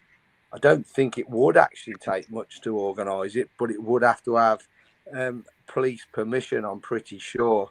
And that's where you could fall down. If we all turn up en masse down the Waterloo Road and just blockade the Billy Wright stand entrance, it will get dispersed pretty quickly, I'm sure. But to do it properly and in the right manner, because we can't go tipping people's cars over like years ago, we've got to get permission to do it. But I'm telling you now, there are thousands. There are some people that are just accepting of this shit. And they'll always accept it because, great, we've had 8 years, 7 years in the Premier League on the bounce. We might have had 7 years on the bounce, but it's declining year on year on year. And it's down to one individual. And the one individual sits on the halfway line. And that is where you need to vent your frustrations, to that individual. You know, and I know, Dave, they're not bothered about the letter you sent. They couldn't give two tosses about that letter. What they're frightened of is visual protest. And visual protest, where it might offend them, but unfortunately, they've been offending me now for 4 years, Dave, so I don't really give a shit if I offend them. I do not care whether he's offended. So I urge everybody, go and get yourself a fire retardant flag of Taiwan or Tibet and get it on show within that ground. And I'm telling you now, you will raise eyebrows on the other side of the world like never before. That will insult them and that will really piss them off. And they're going to have to either stay or twist the card, Dave. And they're going to have to knuckle down and take this club that we all love seriously and not just use it for an emblem that's known worldwide. They're using us, so it's time that we started to bite back a little bit. And let me tell you now, just one final thing, and then I'll bugger off. It's not my turn tonight, but I've had to say this. The amount of Chelsea supporters that applauded us last night with those flags was incredible. Absolutely incredible. The support we got from them. And they were telling us to keep up the good work. And one day you'll get your club back. Yeah, just on that, Sooty, as I've spoken to you before, I think I completely get the ethos and why you're doing that particular flag. As a channel, we can't encourage, personally, as a channel, we can't encourage that because there are a lot of very nice Chinese people that would also get offended. You'll be amazed at the amount of Chinese people who are actually taking pictures of it. Oh, so no, I'm getting what you're saying, and I understand the reasons behind it.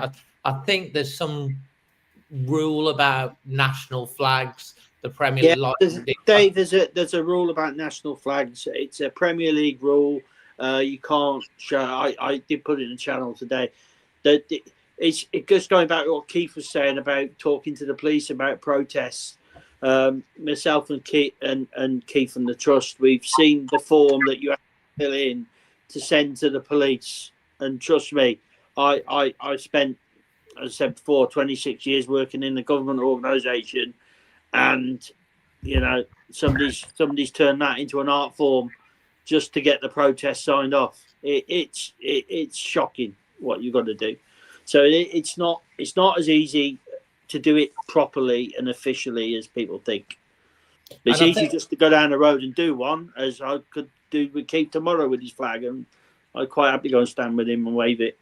Keith, you might as well just say on to the end, because we're just about finished anyway, so you might as well just stay on the end.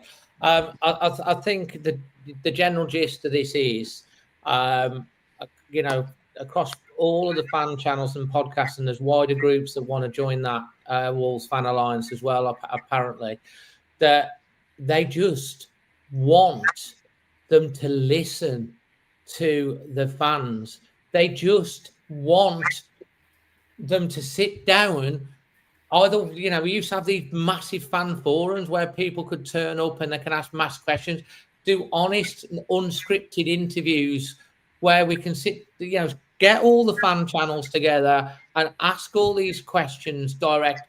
You've come on tonight, Keith, and I've pushed you on a few things. That's the right democratic thing to do. Most people just want our club and want our owners to have some ambition and some direction on what's going on with all the things. Do you still care, or do you not care at all? Because we don't want this. The fans don't want to be this angry. They don't want to be angry at the players. They don't want to be angry at the manager. They don't want to be angry at the board. They don't want to be angry at the owners. They don't want to be angry at the chairman. They just felt that they've come to the point now where they're just so exasperated that the patience that has been given over a long period of time is at breaking point. And if they do not listen now to this widening movement of fans that are saying, getting really angry, and the national media that's talking about it as well, at some point that breaking point is going to be met and it's going to snap. So all they need to do is properly engage and sit down and show that they care, show they've got some ambition, and put the right people in. That's not necessarily saying Jeff has to go. He can oversee the overall thing with the esports. We need football people running a football club, and they need to back the manager, invest in the infrastructure, like you were saying, Keith, with the academy, the women's team, the thing. You just look at Birmingham City and Wrexham and all of these smaller, so-called, all having owners that have got a roadmap. What's our roadmap? What is the project? What are we selling the players that come into the club? What's the hope? You might be a championship player next year. Am I wrong in saying that, Keith? That's all we really want. I think we had a roadmap when we were in the Championship, and Falson bought the likes of Neves and Jota, and then they got to the Premier League and found out it was a bit more difficult than people thought. When Birmingham or Wrexham get to the Premier League, their roadmap might go astray as well, I guess. But I'm with you, Dave. I've said we want to see their strategic vision. We want to know the direction that they're trying to push the club. It's no good lurching from crisis to crisis as we have done for the last 3 years. So that's what we're going to be asking the club for. We want to see the strategic vision. And so, from your point of view, you're very angry and you're very passionate. You've over 1,000 games. The division doesn't make any difference to you or most core fans. We will support that team through thick and thin, and we will be there. But you want to see some hope, don't you? You want to see that the leadership are listening and stuff and engaging. You don't really want to see mass protests down at the club. It's not a pretty sight. The club, nobody really wants that, do they? So what actually needs to happen for them to listen? Is that what you really crying out for them to do, just to show they care and they've got the ambition and they're listening to the fans? Well, yeah, let's have some unscripted meetings. And this is, I'm a member of the trust. I'm not on the board of the trust, But had I had the chance to have a meeting with Mr. Jeff Shi, is unscripted questions, I just wouldn't accept that. I would have my own list of questions that I'd want to ask. Now, I know it's very difficult, because if you do that with him, the chances are he ain't going to turn up. If he knows beforehand, he ain't going to turn up. But I urge Jeff Shi, if you want this to end well, that you start dialogue with normal fans. Don't handpick them. Don't handpick, even if it's uncomfortable for you. Start dialogue, because this is only going to get worse. And believe me, the flag at the moment is 8 before, and it'll stand out now because it's right behind the South Bank goal, and I will get it in. They can search me all they like. I will get that flag in there, and I will fly it high. And week on week, I will make sure that I get the money together, and that flag will get bigger week on week. And more flags will appear in that South Bank. And take it from me, Jeff, you don't want that South Bank turning on you, because it's already turning. Yesterday, Keith will tell you, because he was there, the chants of "We want Fosun out" were ringing loud and clear in that ground. Yeah. Loud and clear. Not just a few pockets. I would say 95% of everybody in that away end was chanting it. And it'll just get louder. And you know yourself, when Molineux gets toxic, it's not a nice place. We've been known to hound people out of there through the back door, never to return. Now, it's an open message to Jeff, because we do know that he watches this. Come and have dialogue, Jeff, because if you don't, this will become untenable for you. Might not be this year, you might still be here next year, but year on year, the demise of this football club, your position will become untenable, and you won't be able to walk in that club. So come on and have dialogue with all the fan groups, all of them. They're all as important as the others. You're choosing soft options. Don't choose soft options. Come on and answer the difficult questions, Jeff, and you'll gain far more respect. Even if you tell us we cannot spend like you want us to, tell us what the roadmap is. We might be able to understand then, but you're just bullshitting us with, oh, we've had great summer windows, and that great summer windows is taking the piss out of us. Do not take us for fools, and get into dialogue, whether that be on this channel, whether it be on Talking Wolves, whether it be on the Fancast, any of them. You can pick one member out of every one. Have some dialogue with them so that they can all ask their own unscripted questions. Well said. Couldn't have put it more eloquently myself. I appreciate you coming on and saying that, Sutty. That's all everyone wants. We just want our club back.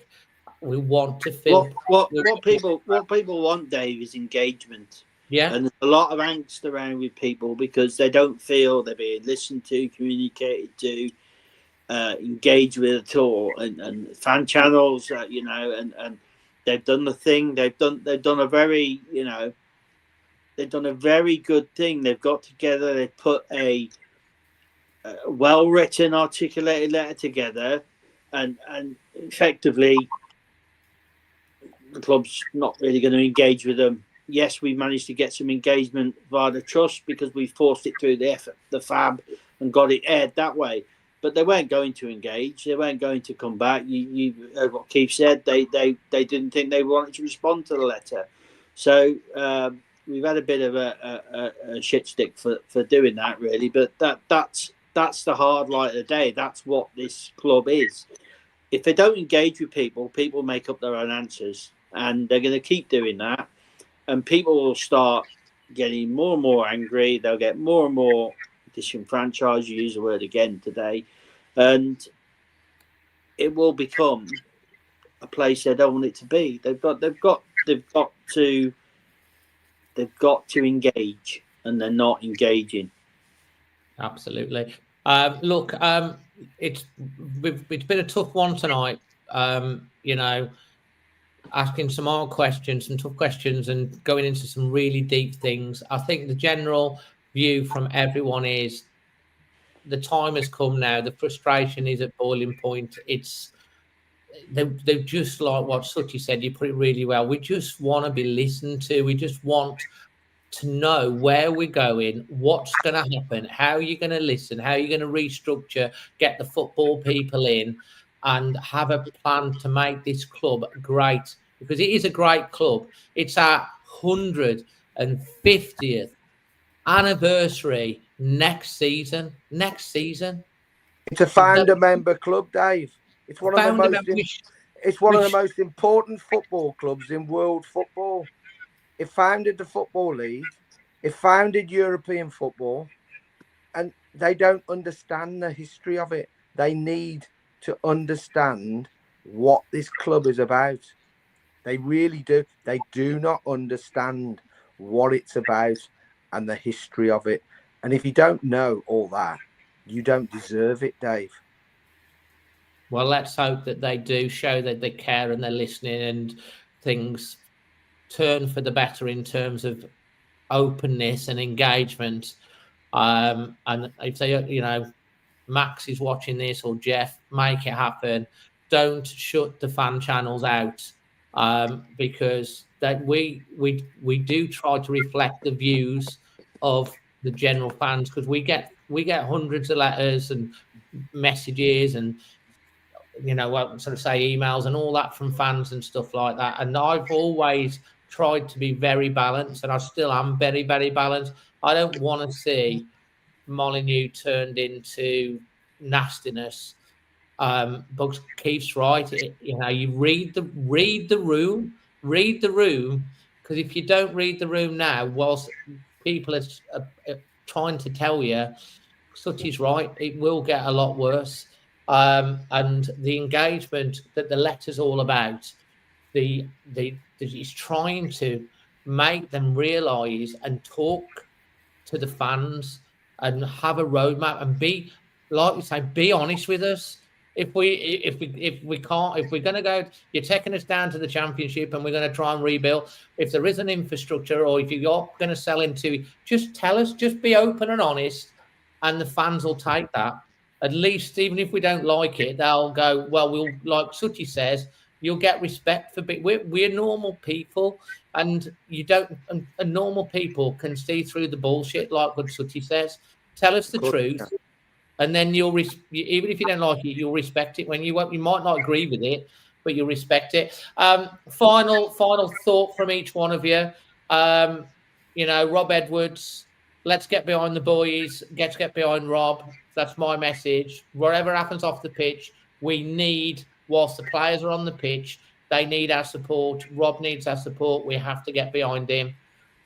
So hopefully it'll be announced soon, but let's be that 12th man whilst the game's on.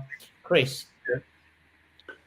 I think the point I'd like to make, Dave, is it doesn't matter whether you're watching Always Wolves, you're in Wolves Fancast, you're in the Trust, you're 5 blokes in a pub that have a chat about Wolves every weekend, kids at school.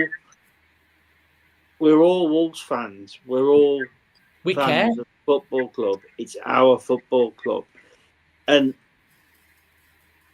a lot of the problem, angst that people around it, again, back to the engagement, is that people are not getting to engage and put their message across to the club and find out what's going on, and or even have a message. Even if a message was communicated what the plan is, that would help. And if it's not done, this is going to continue.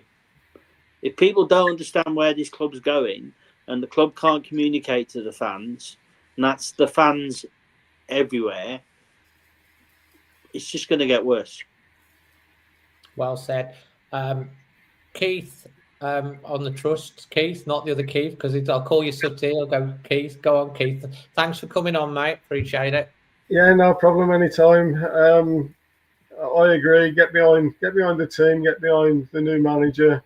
Never give up until it's impossible, to stay up. And what I will say is that the fans, like yesterday at Chelsea, were well behind the team. And at the end of the game, 3-0 defeat, they were clapped off the pitch, and everyone was singing "We love you, Wanderers." So the fans are, or at least the away fans are, behind the team. We want everybody to be behind the team, and as I say, winners never quit. So let's carry on until give it our best shot to try and stay up for now. Yeah, keep fighting. I love it. Sutty, final to you. Yeah, I'll agree with both these two. Yesterday, we sang our hearts out yesterday. Even after a belting, we still sang our hearts out. We must get behind Rob Edwards and this team. Rob Edwards, let's be honest, has left something that could be very good at Middlesbrough. We could be passing ships in the night. But he's got a love for this club. Would he have been my first choice? Of course he wouldn't. But he wanted it. And there's a big difference there to a foreign manager another one that's come here to put themselves in a shop window to earn some big bucks. So we've got to get behind him. We've got to get behind the lads. Do I think this is a great Wolves side? No, I think it's pretty abject, to be honest. But I'll still sing my heart out for him. This is my club. It's your club. You must get behind him. And I'm going to leave you with this final one as well. I'm a member of the trust. These are members of the trust. These guys up here. It costs £5 for a year. And strength is in numbers. And if you get behind them, it'll be ever more powerful. You won't be able to ignore a trust that has thousands and thousands of members. 10p a week.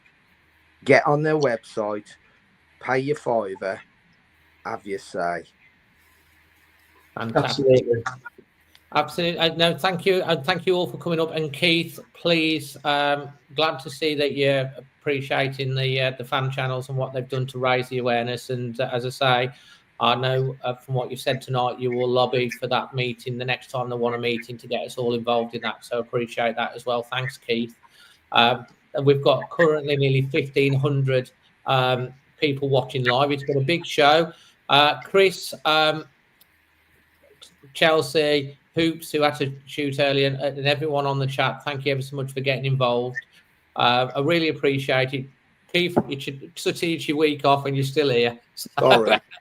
I have watched it all night and I couldn't resist but jump on at this point when it was getting a bit controversial. So, mate, sometimes we have to have controversy. We have to, you have to ask the questions. It's, I get asked lots of time. Am I just Jeff Shi? Am I Jeff Shi? I'm just Jeff pay me, or am I the wall? It's like, no. It's like I'm a fan. I just happen to run a fan channel that we try to be real because we get real people come on, and it doesn't matter whether you like me. It doesn't matter whether you like whoever. If you want to come on and say something, Keith, we haven't always agreed on stuff, have we? But we respect each other, and that's the message that you've got to. We are good mates. Now we become good friends. Same with Chris. But that's the thing that Jeff seems to be frightened to do. It's like, we're just human beings, human to human. Don't hide. Come and talk properly, and then we'll get people inside. Chris, yeah. Dave, could you just stick the trust link in the chat? Yes. Can I say that Jeff Shi doesn't pay anybody on the trust either. Nobody pays anybody on the trust. We're all volunteers. The trust board, there's 12 of us. We're all volunteers. We do a lot of work for no pay at all. So we're here to help the supporters, nothing else, and we're not benefiting from it at all. Yeah. Can I just say, Dave, quickly? Yeah. Jeff don't pay me nothing either. I don't know what the thing is. I think it's 1877trust.com or something like that, isn't it? I put it in the what's it called? StreamYard chat for you. I can't see that.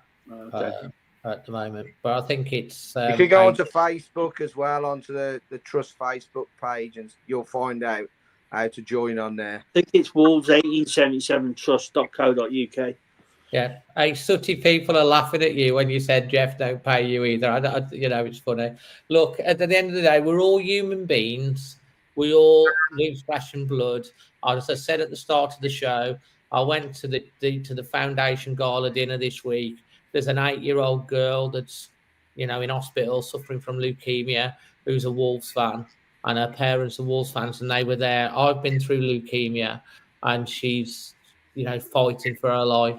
We've had Jason's little girl that's on the channel, and she's been in hospital for 4 or 5 weeks. You know, very, very poorly. The things that the fundraising that they do. There's a girl that nearly took her own life. There's a mom that's had her son stabbed. We love this club and this football, but like, you know, sometimes there's so much more important things. You know, we're all human beings. Jeff's a human being.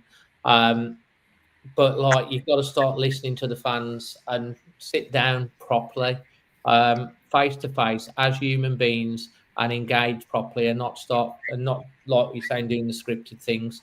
Look, our motto of this great club is "Out of darkness cometh light." You know, we need that. We need the light. I feel like we're living in the North Pole, and there's half a year worth of darkness because we ain't had. Isn't it out of darkness cometh Chinese lanterns?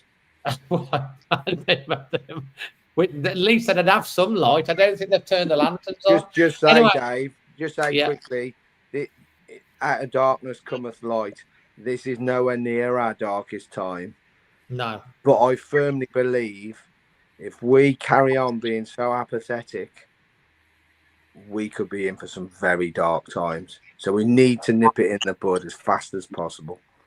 And that, my friend, is exactly it. And this is exactly why the fans are so upset and so angry, because we've been there before. We do not want to go there again. And that's why the fans are screaming. They're screaming in an empty room to be listened to. Please listen. Please take the right action. And that doesn't just go to Jeff. That goes to our owners, Fosun, as well. Please, please, please listen, because the fans don't really want to be turning nasty. That's not what anyone wants. But that's where it'll go, like what you said. Let's hope that they do listen and things happen. Chris, Sooty, Chelsea, Hoops, the chat, thanks ever so much. Been a great show. I promised Emma it would only be an hour, because we've got to be up on plane out the door at 6. I'm going to be in proper trouble. But you can't cut these conversations off halfway. It's been a great show. Love to you all. Thanks for all the support to the channel. We'll see you on the next one. Probably Rob will be announced sometime tomorrow or Tuesday. Let's get behind him, whatever you think, and the boys, and give him our support. Until then, always Wolves. Always Wolves.